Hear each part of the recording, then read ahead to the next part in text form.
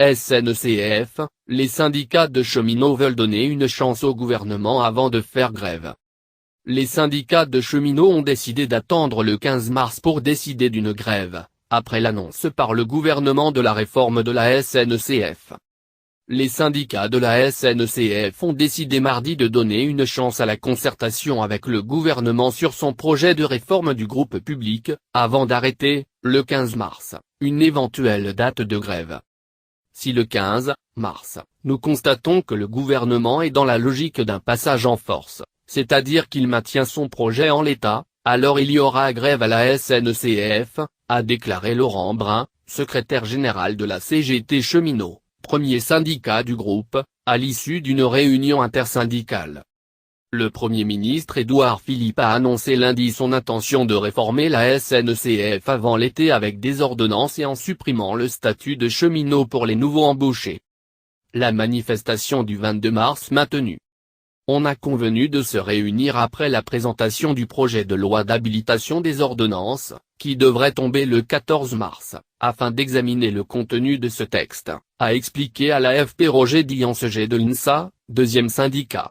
On a fait un travail entre organisations syndicales pour sortir une position unitaire responsable. On s'est engagé à entrer en concertation avec le ministère des Transports, a-t-il ajouté. M. Brun a précisé que la manifestation prévue le 22 mars par la CGT, avec l'INSA et Sudrail, était maintenue. La CFDT décidera la semaine prochaine si elle les rejoint, a indiqué Olivier Boissou, l'un de ses représentants. Sudrail s'est dit plutôt satisfait de la teneur des débats. Une concertation sur différents pans de la réforme est prévue en mars et avril par le gouvernement. Elle devra notamment identifier les contraintes des métiers du rail, selon la ministre des Transports, Elisabeth Borne, qui recevra jeudi les 4 syndicats représentatifs de la SNCF, lors de rendez-vous séparés. Nous avons constaté que toutes nos critiques sur le rapport Spinetta, publié le 15 février, NDLR, ont été balayées par le gouvernement, rien n'a été retenu.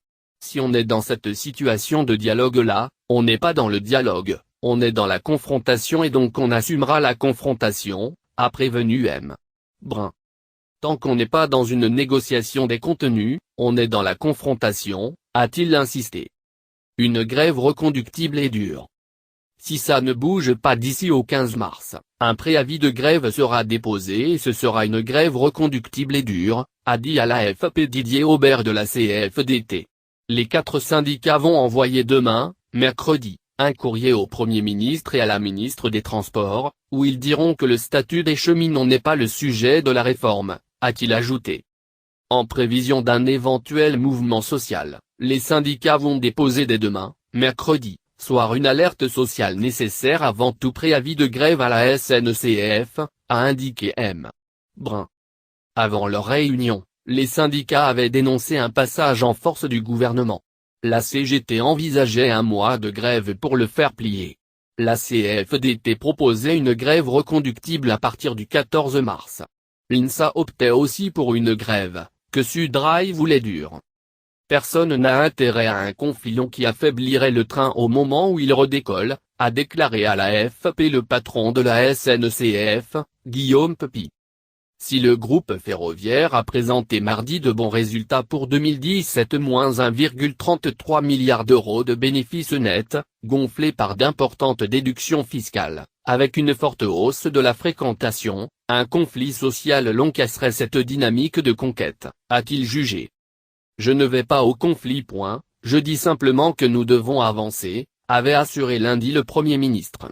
Face à ses concurrents, la SNCF ne peut pas rester la seule à recruter au statut, avait-il justifié, alors que le transport ferroviaire intérieur de voyageurs, TER, Intercité et TGV, doit être ouvert à la concurrence au plus tard fin 2023.